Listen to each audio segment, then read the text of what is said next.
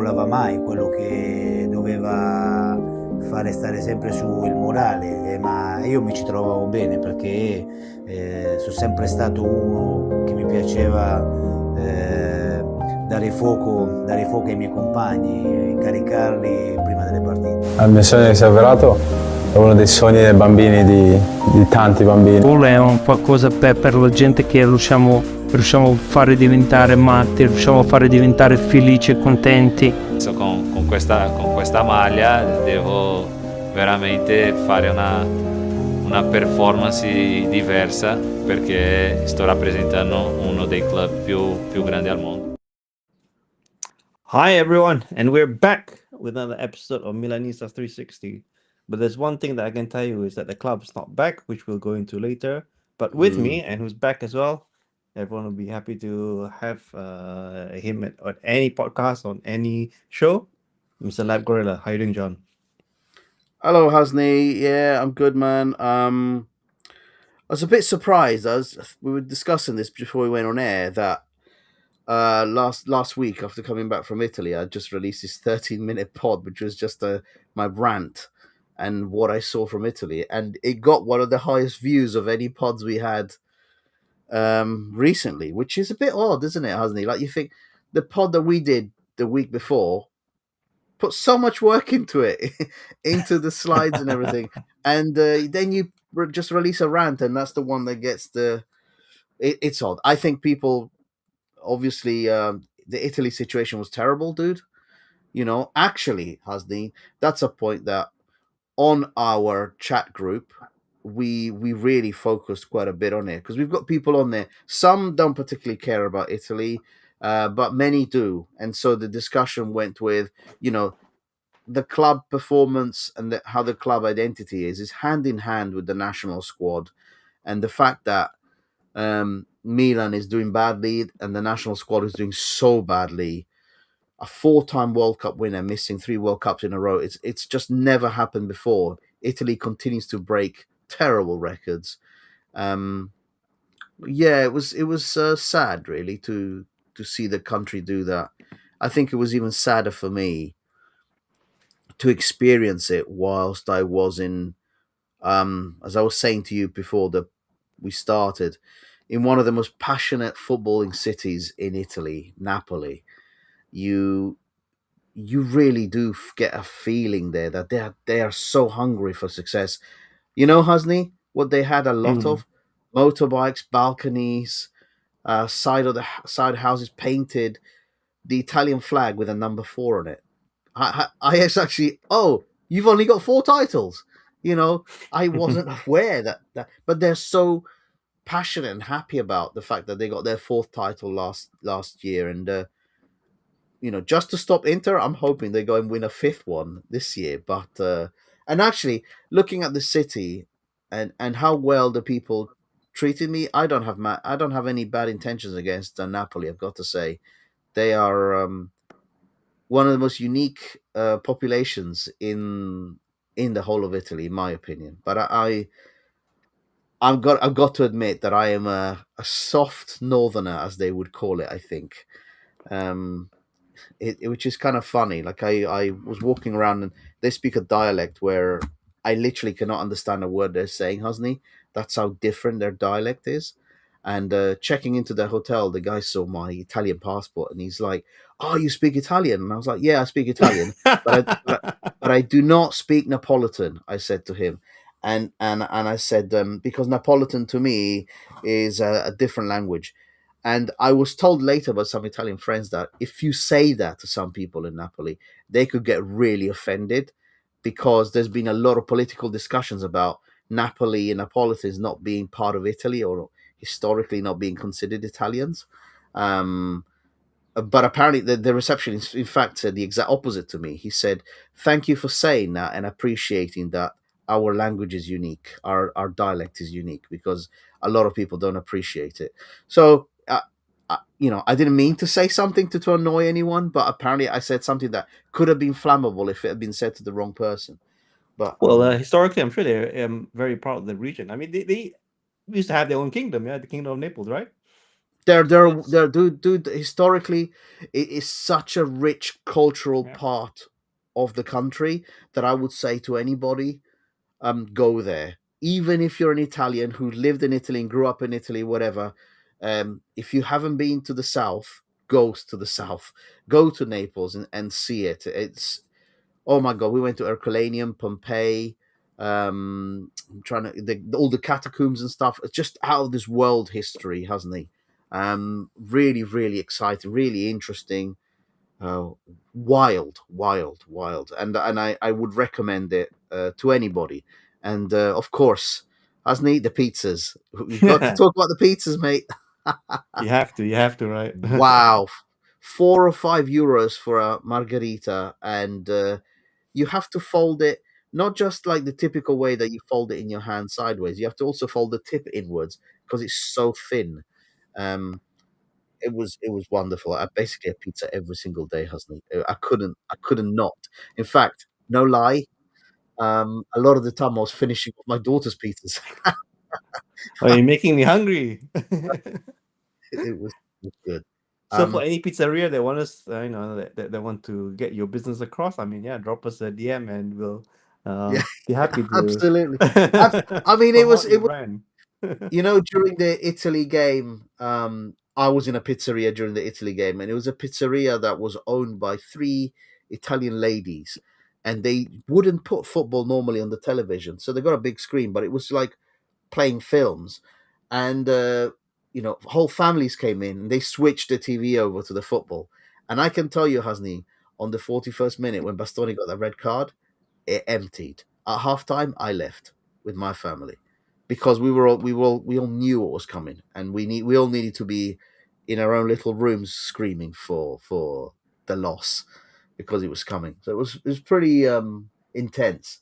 It's a very intense city who I genuinely think if anybody hasn't been, you have to go. And all this stuff about Maradona on the side of the buildings and what is true. All of it is true. They worship Maradona just as much as they love San Gennaro. It's incredible. It's absolutely amazing. I can't speak highly enough of it. I would only say go with someone who speaks Italian, and that's for you as well, hasn't he? If you've got a bit of Italian, brush up on it because some places, if you go to real places away from the tourist destinations, they're not going to speak Italian. Sorry, not going to speak English. They Yeah. only speak. They're only going to speak Italian, and so in a lot of places we will walk in, the owners would turn up and go, "Oh crap, which one of them speaks Italian?" And they would say, "Oh yeah, the dad speaks Italian." And we would then have a conversation about what the menu is, because a lot of the things on restaurants as well, hasn't he? It's off the menu. It's like the menu is written every single day on a chalkboard kind of thing, and that's where you Like find real amazing food. the old ways, yeah. Yeah, mate. Yeah. And the food was wow, wow. Yeah. Anyway, so we've just spoken for about 10 minutes about Napoli, but I've got to say, thank you to Napoli. I left 3 days before Milan played Napoli in the Maradona Stadium, and I wish I could have been at the stadium to watch the game, but we all watched the game anyway, and it wasn't great, was it, Hosni? So we'll talk about it in just a second. Do we do a slide share? Yeah. Can I put that up? Yeah, you legend. Okay, so let's go do slide share and see if I can get a pointer up. Not a very good pointer, is it? You're sharing your screen, or this is It's a screen share, yeah. okay. Yeah. Right. The only thing to say about the Napoli game is this. Both teams played in a very restrictive manner. The first half, it looked like both teams were playing for 0-0, to my mind, honestly, hasn't he? And then I obviously, when the game kicked off, we saw that. Well, listen to this. So Lukaku was during the international break with Belgium. He was refusing to come back, and obviously, I was in Naples and I was hearing this that the club were going to punish him for not turning up, and he was basically saying, "No, I'm going to come back when I feel like it. I'm not going to come back now." And that's a very petulant thing to do. And Conte is not the manager to be messing around like that with, hasn't he? You know, that guy will not take stuff like that. And so he was not going to be available for this game, even though he was extremely important to the Conte system. And then Hoyland was ill, and that decision was just made a few hours before the game started. So Napoli started with a crappy, I think he might have been Brazilian, a tiny little Brazilian player, might have been from Verona or something. Or he was not, you know, a centre forward or a striker that Napoli wouldn't require. Someone that can play with their back to goal, someone that can hold the ball up. Not at all that kind of player. So I felt very much that Napoli were hindered massively. And at that point, I went, well, okay, you know, they've got a lot of their players back, McTominay, De Bruyne, Anguissa in midfield. So they've got a lot of strength there. Their defense has been a bit shaky, but up top they've got nothing, so they shouldn't hurt Milan, and they didn't really. And but Milan with their lineup didn't hurt Napoli either. So it looked like this was going to be a terrible 0-0, and we all knew that 0-0 was useless because Inter had just demolished Roma 5-2. So somebody needed to take the 3 points, and I thought Conte did a very interesting thing in at one point in the game. He took off that. I could be wrong here. I think it was Brazilian. He took off that Brazilian forward that he was using. Giovanni, I'm just checking his name. Giovanni. Was he Brazilian? I think Let he me might check. be then with a name like that. And he was taken off, and he put McTominay in that position, which is, you know, yes, a midfielder, but he's got a much more of a physical presence. And he started to really switch the game. And then he brought in some wingers who were really excellent. And then, yeah, bloody subbed in effing Politano, who, scored the eventual winner.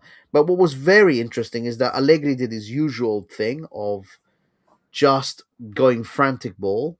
So, you know, you wait until you're 1-0 down, you wait about the last 15 minutes, and then he puts every single player onto the pitch and hopes to come back into it. That's what he's been doing the entire season. Very predictable.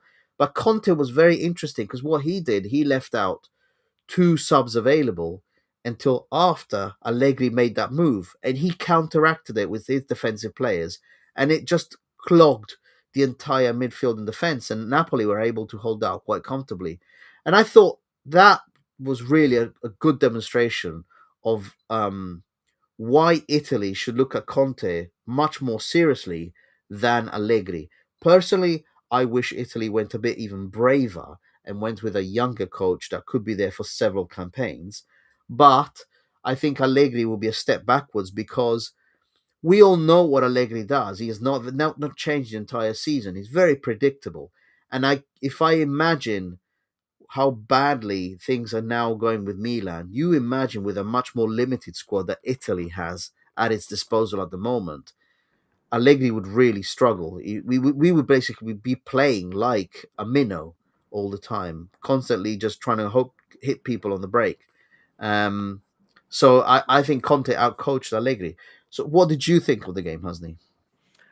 When I saw the lineups, I had a lot of fear. I understand why we had to put Nkunku and Fulkrug out top because this is the game right after the international break, and we know that Pulisic, I think he's been playing every game for the States. And Liao, of course, he had his international duties. I don't recall if he was actually playing every game. I knew he got a few minutes in one of the games. But even before then, before the international break, we knew that Liao and Pulisic were playing it safe. And yeah, Yeah, speculation about whether they don't want to get themselves injured or, they're just taking it easy. So that one did cross my mind. Uh, I get why Kuku and Fulkrug were up top. But if you look at, yeah, and as you've mentioned, the lineups, it could have gone either way actually. yeah, Napoli, didn't really have the players and the field to say that, oh, we will definitely come and smash us. It wasn't like they were up to full strength either. I didn't know about everything to do with Lukaku, and I think just my opinion about what's going on with Lukaku. if he doesn't want to come back and play, I don't know really what's going on in his mind, because Napoli took him in a little bit out of charity, right? He was being passed around a little bit. He didn't know where to Mm, go. He's not a terrible striker by any means. He has a physicality. I think many teams would actually appreciate to have Lukaku. yeah. So I don't know why he has to do these things. But yeah, ever Mm, since they got Hoyland, I don't really see Lukaku having that much space, or to start for Napoli. I would say it would be Hoyland as default. But I also don't know if they have a option on Hoyland to make him permanent. I Um, don't know. yeah, but if They they did, should I though. think, yeah, They I think they definitely should, yeah, should. Yeah. because Hoyland just fits really well within that team rather than Manchester United. Mm, Uh, yeah, but during the game, we just didn't have it. We just didn't have the magic. You're right about the part where there's a lot of it being played safe. The team really didn't really want it. This game no. came after knowing that Inter had blown past Roma. Hmm. So I don't know if that was also a factor in the players' minds, and maybe with the rest of the coaching staff, to say that as much as you can give, Inter's probably already done it with the Scudetto. Yeah, they won it basically. Hmm.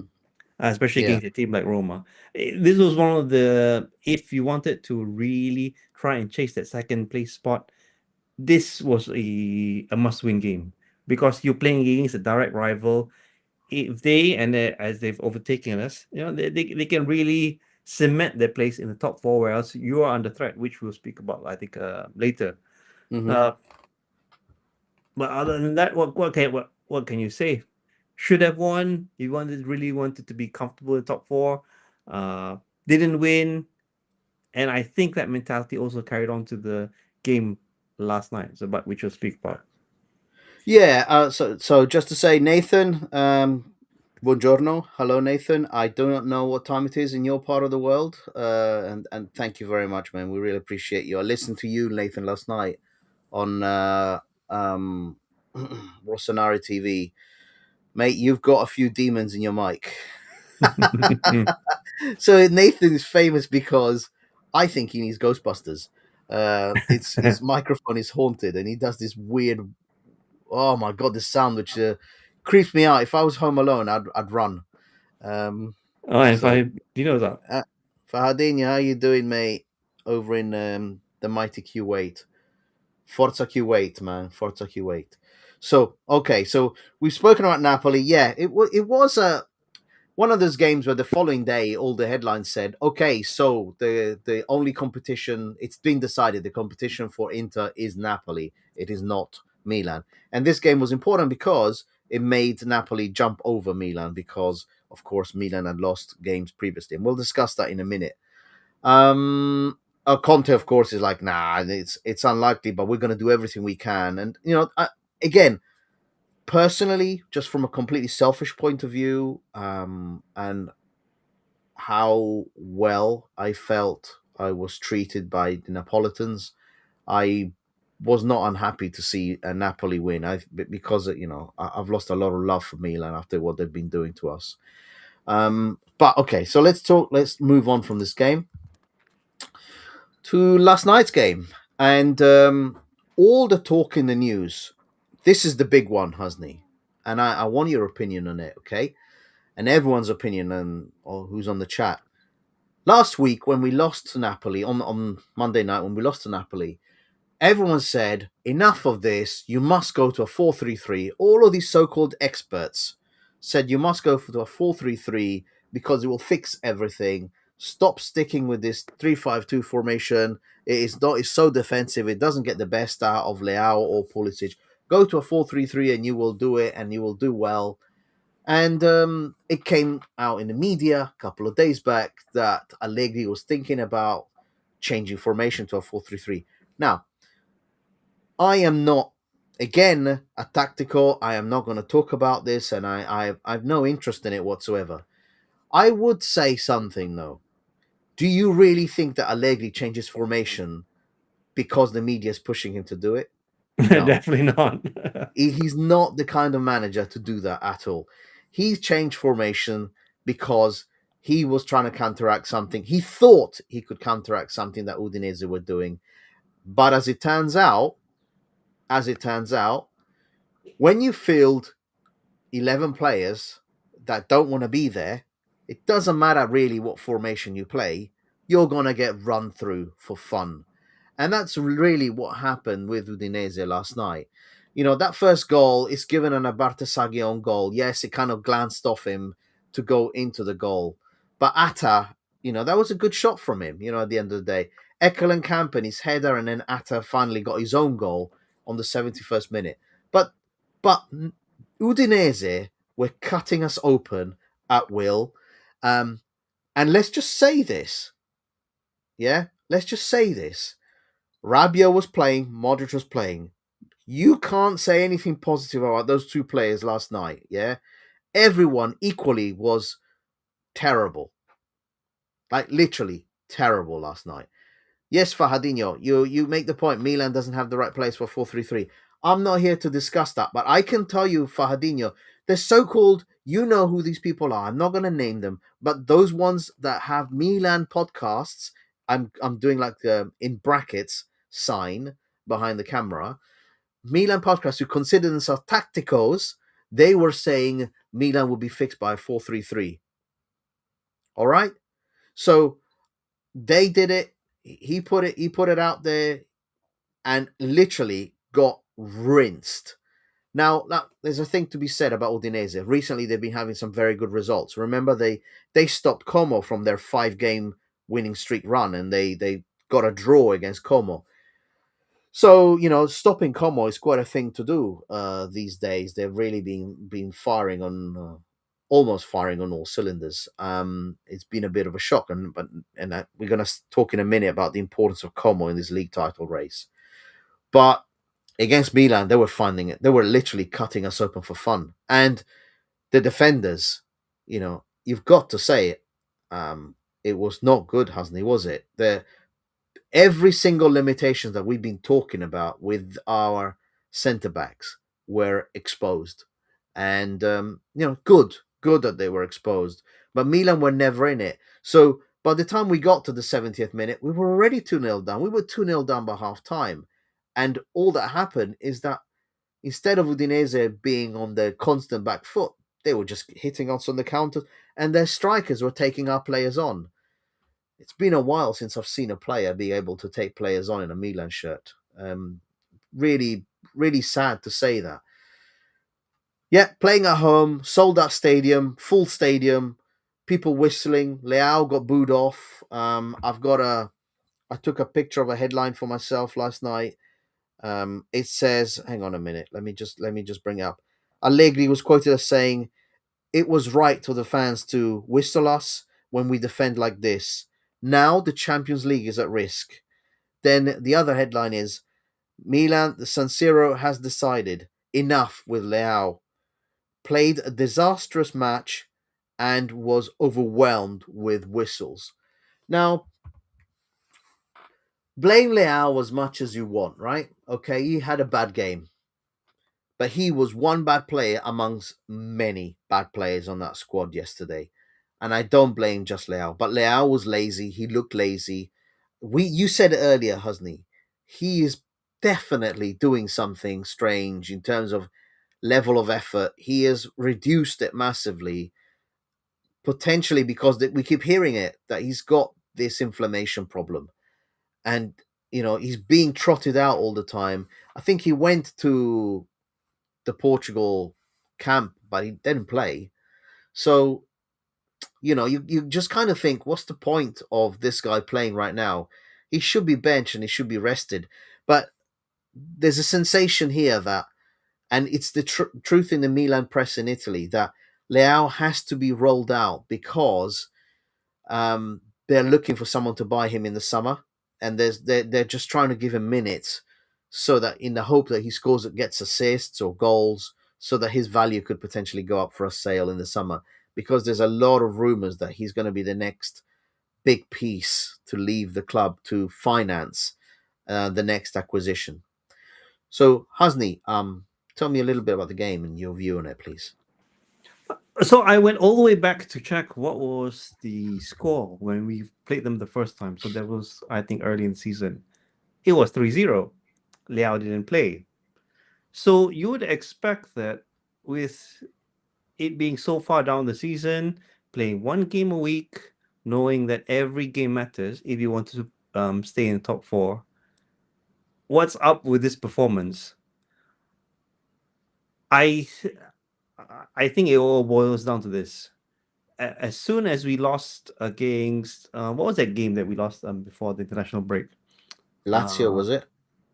Yeah, I think as soon as we lost against them, it wasn't a case that we slowed down in terms of the car to, if you can take the analogy that we're in the car for top four, we now have taken our hands off the wheel. Basically, it's like I really don't care anymore. And this is what happens. Udinese, and this is not something new, this is something that's happened throughout every single season. Everyone knows Udinese is a very physical team. You saw how they managed to get into our box. You saw how they managed to get past our players. It wasn't like through some magical footwork that they can get past our players. Essentially, they have players that are willing to really just run right through you. And that's what they did to us. For the case of Batisagi, yeah, it was a glance off. Even if he didn't glance off, even if you were to chalk off that goal, it is still 2-0. What were the chances that you could say that we could actually get back in the game? I can only point out the one, the Salmakers, the one that came off the keeper, hit the crossbar. That was probably the best chance that we had. And that was amazing for them to keep that out. But Yes, it was an yeah, amazing save. Yeah. other than that, I don't know what else this team can do. The formation, I think, has nothing to do with it. The fact that we went to 4-3-3, to me, it was also another piece of bad news because I can't remember the last time 4-3-3 was a formation that took us maybe 3 or 4 wins in a row even. I know we tried it once. I can't remember when. It was a while ago that we tried the 4-3-3. So why are we again tweaking with this formation? We don't have the place for it. Fine. And I gotta ask this because I thought that this guy is back. Where's Jimenez? Yeah. Where is this guy? He was supposed to be back for the second half of the season and supposed to carry on that role so that we didn't have to, put a microscope at Liao or at Pulisic. Keep in mind that, of course, Pulisic, and I just checked that again, scored 2 goals in the first time round when we played them. What excuses can you look for in this team if it's okay 4-3-5-2 doesn't work? Okay, 3-5-2 is where we got the majority of our wins this season. Okay, now we want to go to 4-3-3 for what? And to put Liao up there, what are you expecting? False 9? Okay, but this is not really the game that you could say that Udinese leaves you tons of space that Liao can do his magic, if any of that magic is left now. So my takeaways, looking at Liao, not only this game and also the previous game, maybe you could say the second part of the season or most of it, I really think Liao is a player in decline. It's sad for me to say, but this guy is in decline. It's not a matter that, okay, this is just not the season for him, and if you were to play him again next season, it'd be back to the same Liao as the Scudetto winning season. At least 15 or 20 goals a season. This guy, I think he's definitely left out of it. Maybe it's the case that because you're too long in the same club, you become so complacent, don't really have to do much. No one's there to take your place. The club essentially built their marketing around you and giving you so many opportunities, so you don't really have to fight for it anymore. No. But this is what has happened. I think the only stunning Liao is when who's he fighting against? Nkunku? Yeah. And there's also another player that if you were to start this, I don't know. Okay, maybe that was that. I can't remember against which team, that one odd game where he had a decent game. Yeah, I know it. Yeah, getting penalties it counts as decent, but fine, he had a decent game. But beyond that, he's not the player to start any game. Full crook, last minute, cheap option. It's not even a money buy option. It's like the bargain basement option that, okay, I just need a human being in that spot. They put him there. Just shocking me. I just want to say good morning, Raymond. Buongiorno. You get a buongiorno from us. Yeah. And Hasni represents the Milanisti, and I represent the Romanisti, I guess. And Petersburg also, Leao valuation dropped to below 15, 100%. I mean, no, you'd be amazing if you get even anywhere near 50 million for Leao now after his performances. It would be amazing. Maybe somebody will put together a show reel of previous seasons and try and send it off to agents somewhere and say, hey, look, this guy can do this. I think Milan is hoping that he has a good World Cup so that he can his valuation goes up. That's what I think they're hoping. But Now, he's not going to Fahadinho start for makes the World Cup. In any World Cup team, he's he's not not good enough. starting. No, Yeah, no. his form is not going to start. Portugal fans are like, they don't like him. They don't rate him. They think he's an average player. And I've got Portuguese members of my family who are really passionate, fans. And they do not rate Leao at all. So Fahadinho makes a great point, and we're going to discuss this in a minute, Fahadinho, right? But let's just read your comment out. We can talk about the team all we want and discuss tactics. At the end of the day, I blame management for constructing this squad. And this is actually the crux of the matter, isn't it? And we have to get to this, and we'll talk about it. Now, let's go to the next slide. And this was the starting lineup. So, 4-3-3. I like how the Gazzetta does this. It color codes, hasn't it? You see? Color Yeah. codes the formation, which is quite nice to do that. So, look, you got De Winter, Atakame, Pavlovic, and Bartesaghi. But his front three were Leao, Pulisic, and Salamakis. So, as you said, you would have thought if you're going to go for a 4-3-3 and have a discussion about that, you would have put in the middle Asante. But I don't know. I'm not the one that's watching this guy training. Maybe there's something off with him. Maybe he doesn't have the match fitness at all. But in midfield, you got Ricci, Modric, and Rabiot. And again, what's happened there? What's going on there? Very odd. And yeah, Udinese were not a surprise. 5-4-1 according to this. Right. So let's move on from this. And here are the stats, and these are again from the Gazzetta. So it says, Milan are most of the possession. Tiri in porta means shots on goal. So this is the point, isn't it, Hasni? The big one, shots on goal. Tiri in porta, which is 6 for Udinese. Right? So as you said, you actually pointed this out. Their players were willing to just take players on and get a shot away. And they were doing that very easily. They basically, one of the things that we've been saying for months is this Milan team, the way to beat them is to go at them. Yeah. Don't just and the thing is they want you to go at them because they want to then counter you and score against you. But if you're a team that can keep the ball, generally a team that can keep the ball and has got decent strikers will always beat Milan. Always. Now tiri respinti means block shots. So look at that, Milan 9 block shots and Udinese 2 block shots.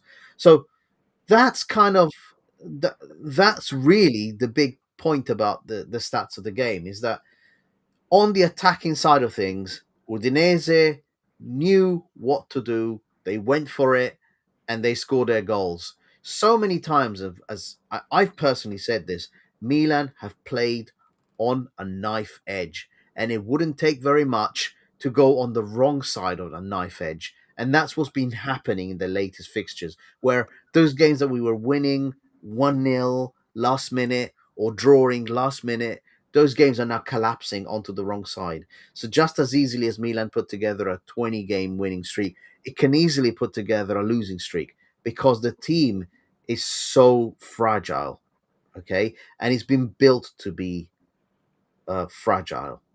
Yeah. Now, John, go I think someone pointed this out, or I saw this somewhere.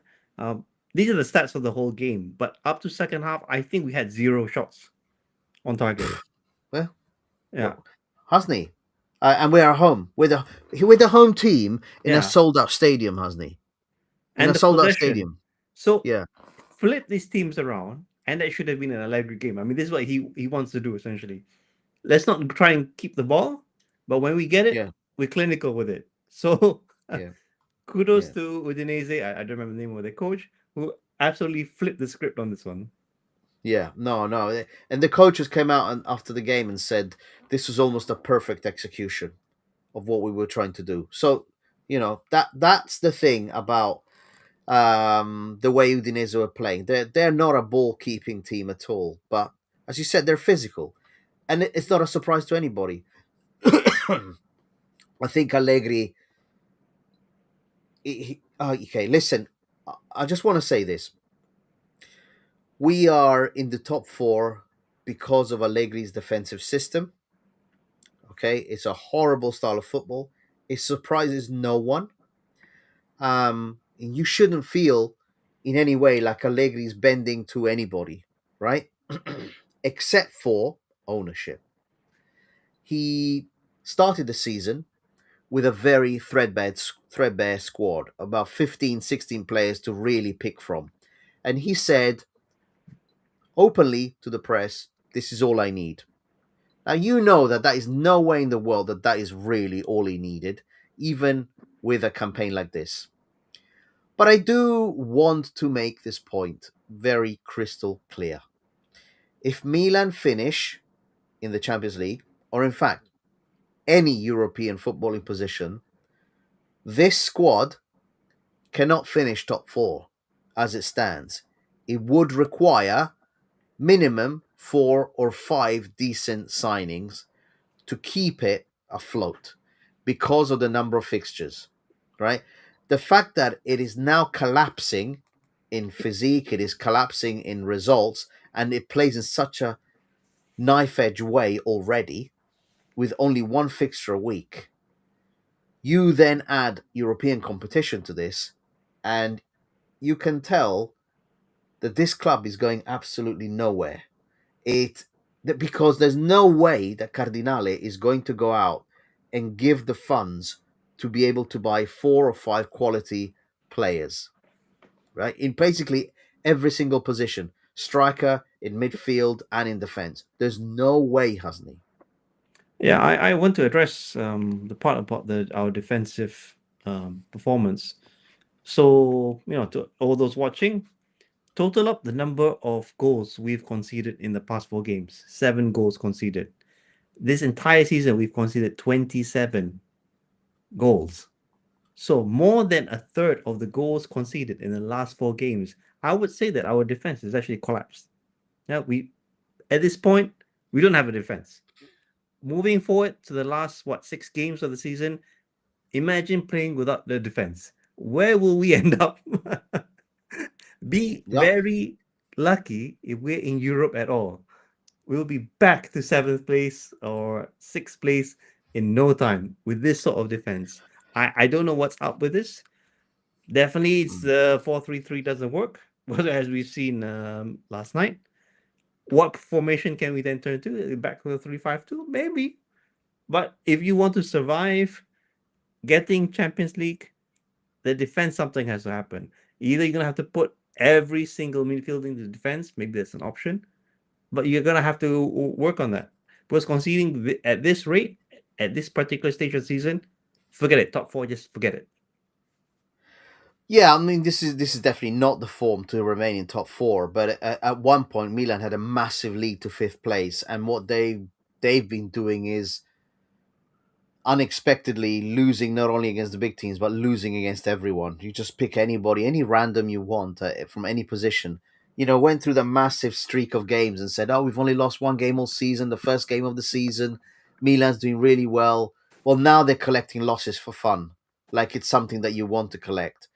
And it is the fault of the ownership for selling so many talents without any vision regarding what happens if you get back into the Champions League. Oh, all of a sudden you're in massive trouble because you're going to have to just buy garbage as bodies to put into the squad. There's let's not hide this in the press. They've been talking about Lewandowski. Lewandowski saying, Milan, come and get me. And the fans getting really excited. Oh, we could get Lewandowski. Hang on, guys. Lewandowski is one player. Yeah, is another name, another big name. Do you think it fixes everything at this club when there are holes in every single position? Lewandowski is one player. Lewandowski gets injured, we're back to this again. Okay? So that's the problem that you all have to face, as Milanisti, the reality and the truth that this ownership will not back this club even if it gets top 4 finish this season. It will not back this club. And when I say back this club to some kind of a competitive manner. You would predict 100% that Milan next year would not make top 4 in the next season if they are in the European competition because they will not have the roster. So get used to a club that's just going to yo-yo up and down, bringing in over 30-year-old players, who are just going to be Selling sold. jerseys. Come on, you're gonna Selling really sell the exactly, jerseys, right? exactly, Hasni. So Fahadinho says, let's read Fahadinho's comment. Allegri also said that he needs to find a place for Nkunku, which explains a lot. Allegri is working with what he has. Allegri has only got one player he asked for, and that's Rabiot. Again, blame the management. I am blaming the management. So what did we say, Husney, right at the beginning of the season? Tare and Allegri were going to be the fall guys if this season collapses and if things go badly wrong. Now, things are not going badly wrong for a lot of Milan casual fans who are happy for a Milan top 4 finish, right? Things are that we're still within that top 4 position. Okay. Now, games are going to be coming up. We're going to have a discussion in a minute about who we think is going to potentially make the top 4. But now we've got to be 100% honest and say, who on earth has been giving Chelsea over 100 million euros of funds, and Chelsea still register 260 million of losses, by the way. So we've been propping up Chelsea for what reason? We've been buying their garbage for what reason? And Yeah, we spoke about this before, John. There's some sort of yeah, money laundering happening behind the scenes, right? I mean, they, American I ownership mean, to American ownership. you do not pay that amount of money for Nkunku. You do not pay any money for Ruben Loftus-Cheek. And what's happening now? Look at the way Ruben Loftus-Cheek is deployed now. At the beginning of the season, we were told that Ruben Loftus-Cheek was going to be a central part of the squad, and we were all horrified by that thought. You imagine if Rabiot had not come in, Hasni. Oh my God. This team might have been just above the relegation zone. Yeah? Without Rabiot in that squad. It's scary to think about. Now, let's read out Petersburg comment. Can you bring it up, Hasni? Jerry put the money in another acquisition, not Milan. 3 years of Forlani is worse than Banta era. Now, that is the other point. This mercato and previous mercatos have not been run. No way in the world that they've been run by football people. They have been run by people who are lying to us. And I made the point really clearly in the last pod, Hasni, how much of a lie we were told about Mateta. Who, by the way, played in Europe this week and scored. Yes, a penalty, but he played the game and scored. You know, people that were saying, oh, Mateta, oh, bad knee, oh, good decision by Milan. Milan were never going to spend 50 million in total on Mateta, 35 million and 50 million in wages over 3 years. They were never going to put that on him. That No, was but a lie. That was hang a on. lie for the fan base. Has he gone through his surgery? I thought he was due for some No, surgery or no, something. no, no, no, no, no, no. I've been keeping an eye on this, hasn't he? The decision from experts was that he doesn't need surgery. He just needed rest. This is a lie, hasn't he? People have been lying to the fan base, and the fan base have been swallowing it. It's about time we stop this. Stop believing them, okay? Now, Fahadinho says, let's bring up that comment because it's an important one, all right? Ownership will not back the sporting side, but the money investment in this squad was directed and approved by Forlani, right? So we have been making acquisitions. We have been spending more money on players that don't fit any system, players that are garbage. Yeah. And listen, when Nkunku came in, people were so gassed about the fact that he was coming in. When Santi came in, people were so gassed Santi was coming in. Money is being spent on players that don't fit any system at all. And even, Hasni, the model of you buy Nkunku, you're not selling shirts with Nkunku on it, are you? Yeah. So you're talking about, we're now hearing things like Goretzka coming in. We're talking about Lewandowski coming in. This is more of the, say this word with me, Hasni, malatia. Yeah. This illness that exists in Milan and this illness that exists in Serie A. Now, one of the big things that Italy's ejection from another World Cup caused Italy to do is to have a really big introspective look at itself. And you know what's interesting about it?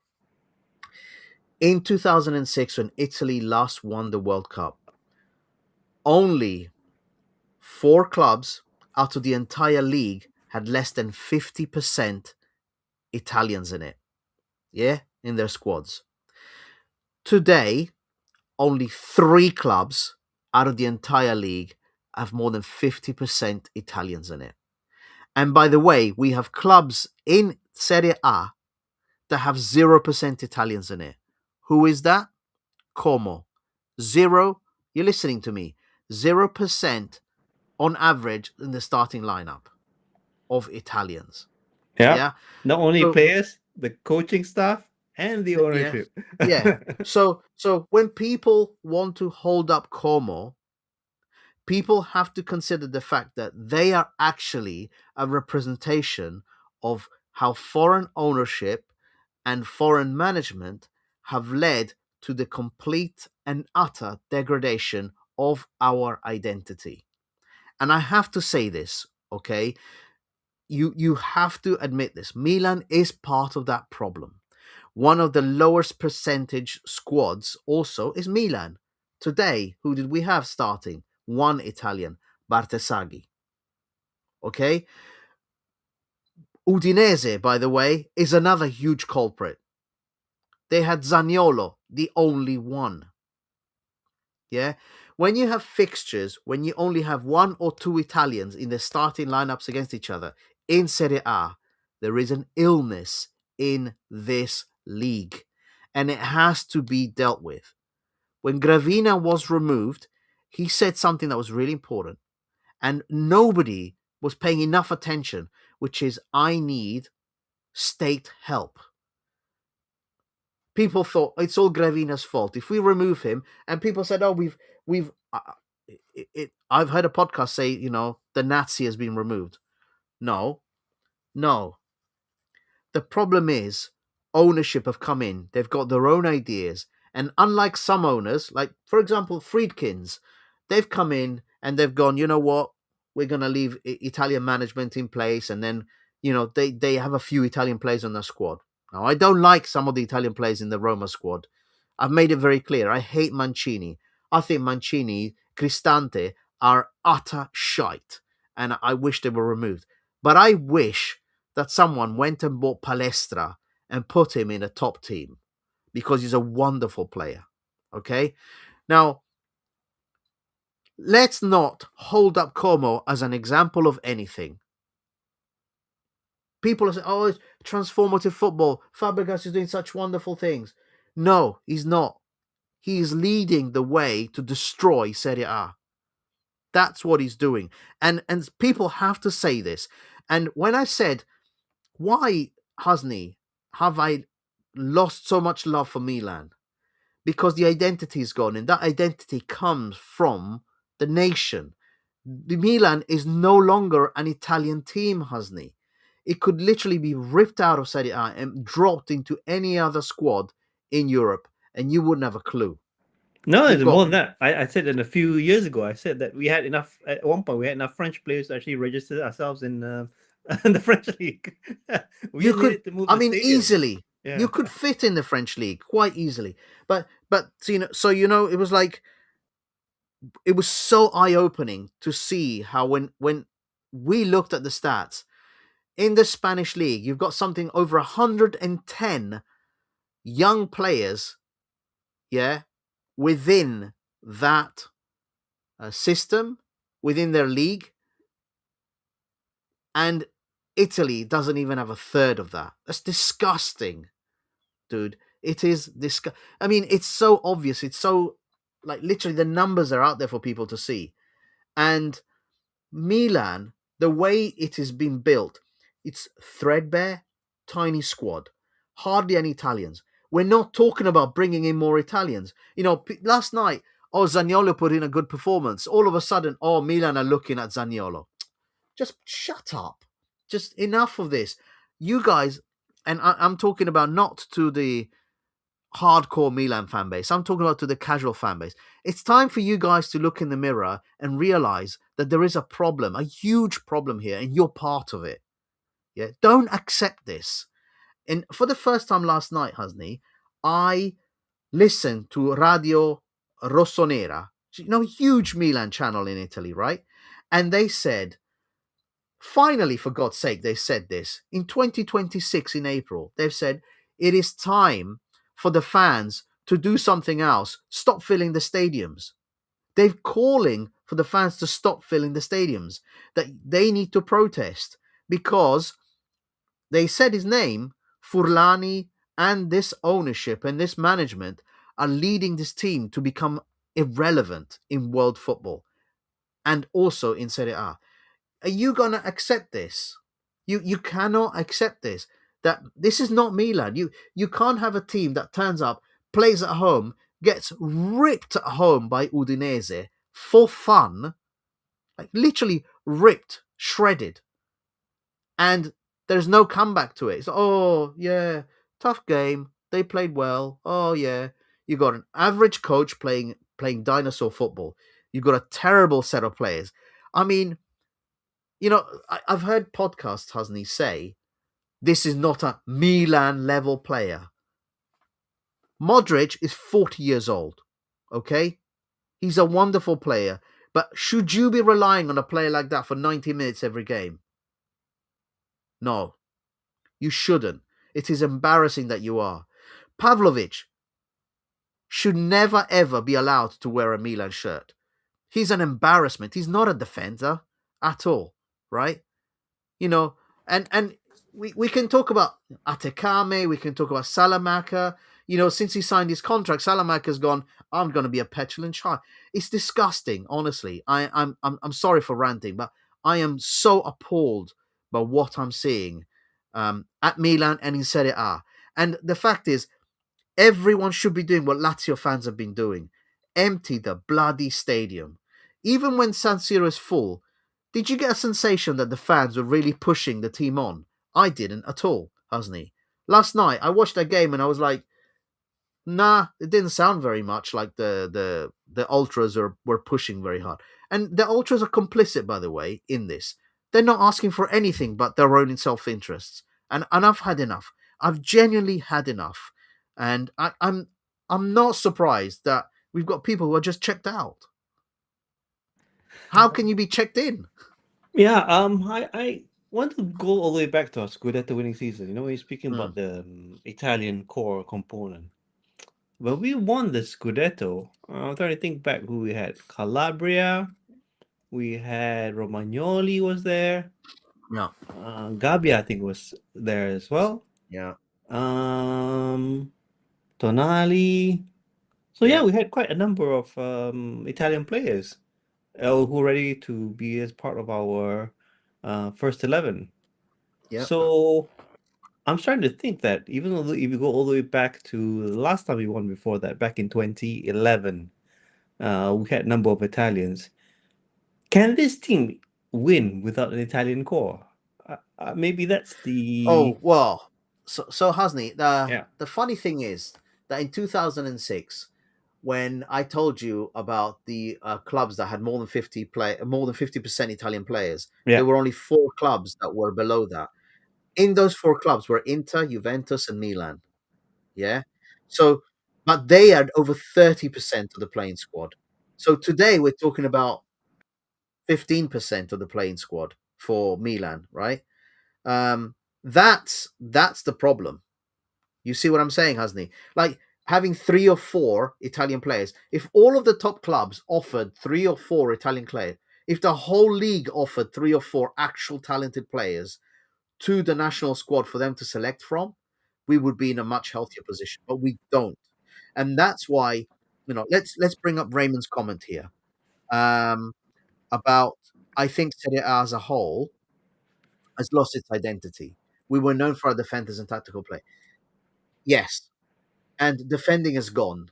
This league cannot defend.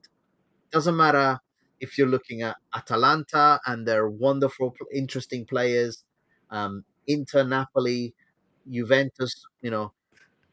This league cannot defend anymore, right? It's following a system, and a way of playing that just is not based on defensive strength at all. Now, if we focus on Milan, right, and I brought the league table up. Now, not long ago, Milan were in second place before we played Napoli. What kind of a collapse is this? Yeah, 3 losses out of the last 5 games. That is not a way that you're going to be able to make top 4. You are in serious trouble. Allegri is right in saying now we're in a fight for top 4. But please, guys, if top 4 is made, do not say that this team did well. Do not say this is the reality of 2026. This team should be happy with that. The fan base should be happy with that. Casual fans should be happy with that. Those people who continue to fill the San Siro, despite the fact that this club no longer exists. And this was such an important comment last night on Radio Rossonera. Milan does not exist today. I want people to sit there, think about that comment. What does that mean for you? We used to ask the question, what does Milanismo mean for you? And it means something to me, means something different to you, Hasni. It means something different to someone else, right? But now, what does Milan mean to you? And you look at that badge, does that represent today, that squad, that ownership, that management, does that represent the club for you? Because I can tell you, for me, no, it doesn't. And that's why I have semi-retired my Milanismo. I still get angry, as you can clearly hear that. Yeah. But I have moved to a club that is not doing as well, not in the high position. It's actually 6th there on the table. And they're struggling. And they've got shit players in Mancini and Cristante. But they are trying to do something, right? They have a project, yeah. There are definite. Do you? So, this is the thing about Radio Rossonera last night. Listen, they're usually very pro Milan, but last night they finally said this. Why did you get rid of Maldini in 2023? Why did you get rid of Tonali? Why did you get rid of Reindeers? You got rid of all your best players because of the opportunity, and then you rebuild again. How many rebuilds is this fan base going to have to sit there and swallow as a project? There is no project, okay? Just get that through your heads. There is no project at Milan. You need to protest against this ownership. You need to do it. And for a channel like Radio Rossonera to finally say that means that something has snapped finally. Thank the Lord. They are very slow in doing so because they were so pro-Milan, right? But you need to protest. Everybody needs to join and protest against this ownership. You cannot take every year one player coming in, one player being sold, the squad going nowhere. Hasni, Lewandowski comes in, where do you go? Definitely, in the first stop would have to be Casa Milan, right? Yeah, right.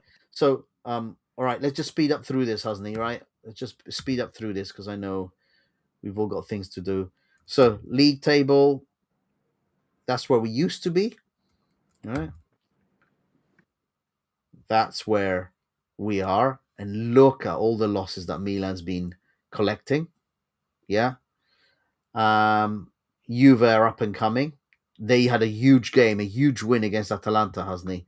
Napoli have got to beat Parma, and Inter Como should be a very interesting game because that could bring, if Como wins, that could bring them into the conversation. If they don't, if Inter wins that, that's pretty much it, I think. And then this, Hasni. I wanted your opinion on the run-in, and that will be the last point we go through. Well, I have This to is the say, final run-in to the title. first of all, I need to apologize to everyone's been listening. And I want to apologize all the way from you could say the earlier part of the season. I have to apologize for being so optimistic. I really thought that we would be, talking about a Scudetto run still. So that has collapsed.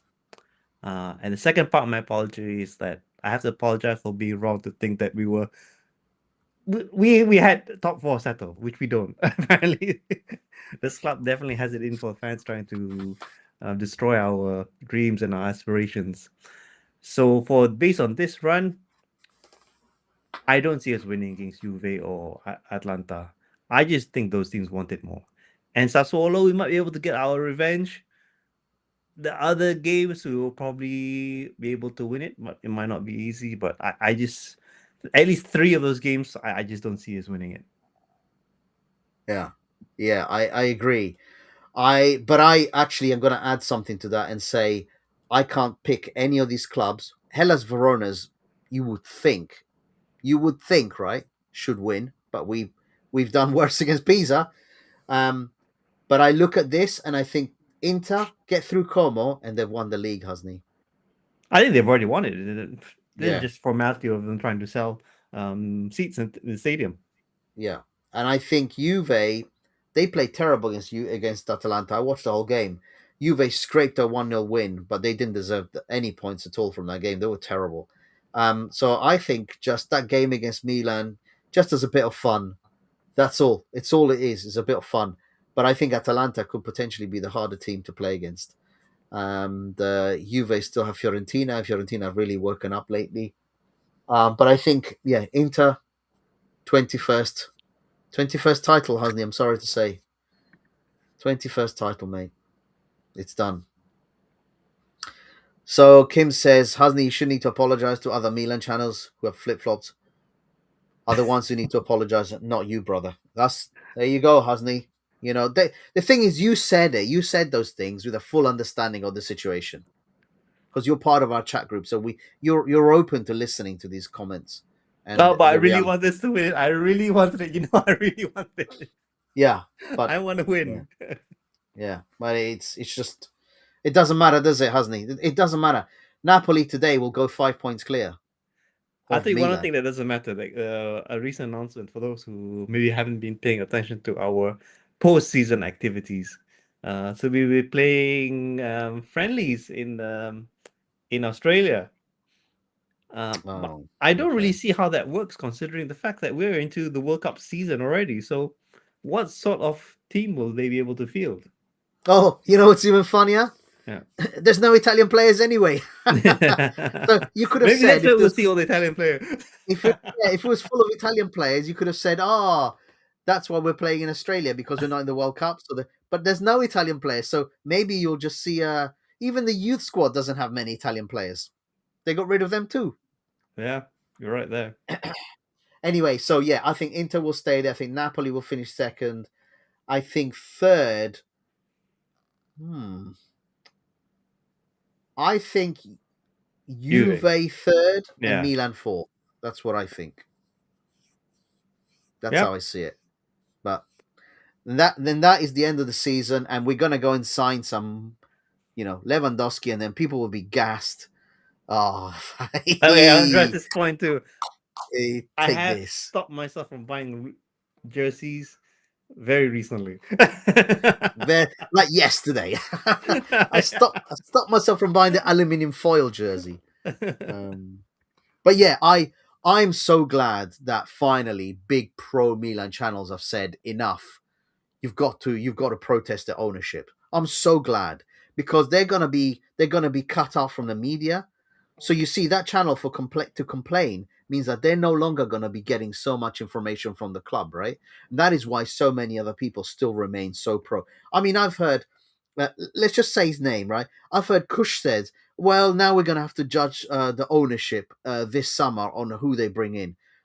Really, Like we didn't have to do it last summer, right? really, mate, really. And is it got anything to do with the fact that you're being invited over to Milan, that you're saying things like, stop it, stop it. Casual fans, do whatever you like. That's what they love. They love you. This ownership loves you, but you are part of the problem. I've had enough. I've generally had enough, Hasni. So Shane, man, listen, if you're listening to this, Shane, come back to us, bro. Just come and join us just to talk to us. I know you've checked out. I know you've checked out of the club. I know many of you have checked out the club. Yeah. But we need to protest together. The voice needs to be loud. All the clubs need to join together. I don't care about the North American fan clubs and the fact that, you know, we've got North American owners and so they get access. This Milan squad is a shambles, is shambolic, and is shameful. Yeah, well, you can Enough. see that still number of people pandering to, and I wouldn't call them fans at this point. They just practically AC Milan customers, right? Yeah. Customers Yeah. and clients. So we need to draw the line there and say that, are you a fan or you're actually just a customer? Yeah. Okay, maybe I have a foot in each because I have the merch quite a bit, but I'm the customer foot is becoming a little bit loose there. Yeah, and fair enough on that, dude. Fair enough on that. Then that was the end of it. Sorry guys for ranting a little bit, but I'm so glad. I'm so glad that people are they're slow. People are slow, and Hasni, you knew it in your heart of hearts, but you did want them to win. Yeah. But if people like you are coming round, mate, if people like you are coming round, then we've got some hope, mate. Wait until we go on an amazing run just to piss it all the No. way at the end for next No. season as well. I'm sure something Yeah. like that will happen. There'll be a No, moment no, where no, we feel, no. hey, we can actually do something, but then they're gonna piss it There is all off. no ambition in this ownership. Okay? Say whatever you like about Lotito, say that whatever you like about De Laurentiis. Yeah, they're very difficult people. But some people have ambition in them. And we literally removed anything that allowed ambition to exist in this club. So if your ambition is to be mediocre, to be top 6, welcome to AC Milan 2026. Go buy as much merch as you like. Turn up to the stadium, have a hot dog, and, touch each other. Whatever you like. I am not going to accept this. And that is why I'm going to change my avatar to a Roma shirt. Sorry, guys. Forza Hasni, Forza all the traditional Milanisti out there. I genuinely care for you guys and I feel sorry for you guys. Yeah, I still have some passion left in me, but I've had enough. And I think a lot of people will do the same. And that completes all I have to say for this week. Yeah, I'll leave it to you, Hasni. What interviews? Yeah, maybe Kim will address it either in the WhatsApp chat. And just to plug that a bit, for anyone who's listening to us on Spotify, Apple Podcasts, X, I know they're primarily on YouTube. Do drop us a DM if you'd like to join our WhatsApp channel, and we'll add you in. Yeah, it's completely free. Great bunch of guys that we have. We'll see a lot of the same passion for this club inside the chat, as well as many other interesting topics. So do drop us a DM if you'd like to join. Just be safe and try to keep alive. Forza, whatever you believe in. Primarily Forza safety. Cardinale makes me sick. I'm just going to say Cardinale makes me sick. We've entitled this podcast Spazzatura, which means trash, rubbish. Yeah. That is exactly what this management is. He's done it to himself. He talks such garbage. I wish he was a bin man and not the owner of Milan. In fact, being a bin man is too good for him. Okay, till next week. See you, John. Ciao. Ciao a tutti. See you, everyone. Bye.